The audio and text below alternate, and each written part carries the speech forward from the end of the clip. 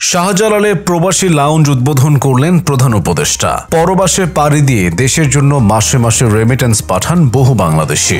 এমন প্রবাসীদের রেমিটেন্স যোদ্ধাও আখ্যা দেওয়া হয়। তবে বিদেশে যাওয়া আসার পথে অনেক সময় তাদের পড়তে হয় নানা বিড়ম্বনায়। এমনকি বিমানবন্দরে অসম্মান করার অভিযোগও আছে অনেক। যাত্রী সেবার মান বাড়াতে হযরত শাহজালাল আন্তর্জাতিক বিমানবন্দরে অভিবাসী শ্রমিকদের জন্য একটি নতুন লাউঞ্জ উদ্বোধন করেছেন প্রধান উপদেষ্টা অধ্যাপক ডক্টর মোহাম্মদ ইউনূস।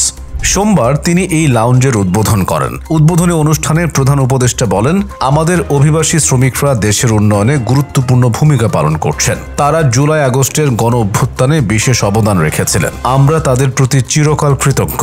এই লাউঞ্জ তাদের যাত্রাকে আরও সহজ এবং আরামদায়ক করবে বলে আমরা বিশ্বাস করি। এটি হযরত শাহজালাল আন্তর্জাতিক বিমানবন্দরের প্রথম প্রবাসী লাউঞ্জ, যেখানে অভিবাসী কর্মীরা বিশ্রাম নিতে পারবেন এবং ভর্তুকিযুক্ত খাবার উপভোগ করতে পারবেন।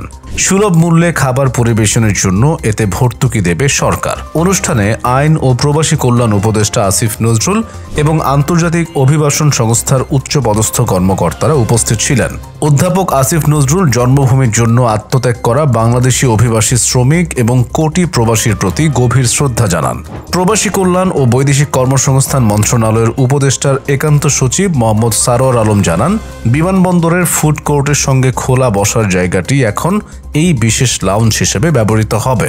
এখানে সব প্রবাসী বসতে পারবেন, তবে প্রাধান্য পাবেন প্রবাসী কল্যাণ বা বিএমইটি কার্ড হোল্ডাররা।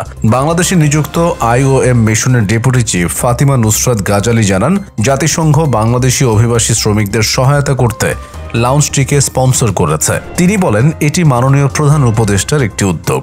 আমরা এই উদ্যোগকে সমর্থন করতে পেরে আনন্দিত। ফাতিমা নুসরাত গাজালি আরও জানান, হযরত শাহজালাল আন্তর্জাতিক বিমানবন্দরে অভিবাসীদের সহায়তা করার জন্য প্রায় 100 স্বেচ্ছাসেবককে স্পন্সর করেছে IOM।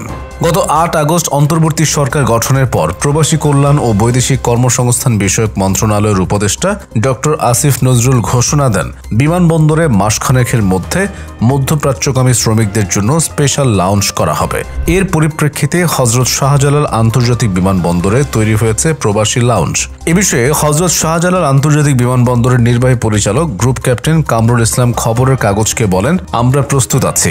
এমনিতেই বিমানবন্দরের যাত্রী সেবার মান আগের চেয়ে উন্নত করা হয়েছে। এর সঙ্গে এবার প্রবাসীদের জন্য যে বিশেষ লাউঞ্জ চালু হয়েছে, তাতে বিমানবন্দরে যাত্রী সেবার মান আরও বাড়বে। তিনি আরও জানান, প্রবাসীরা ইমিগ্রেশনের পর এই লাউঞ্জে প্রবেশ করবেন। ঢাকার হযরত শাহজালাল আন্তর্জাতিক বিমানবন্দর, সিলেট ওসমানী আন্তর্জাতিক বিমানবন্দর এবং চট্টগ্রামের শাহ আমানত আন্তর্জাতিক বিমানবন্দর, এই 3টি বিমানবন্দরে প্রবাসী কল্যাণ ডেস্ক রয়েছে।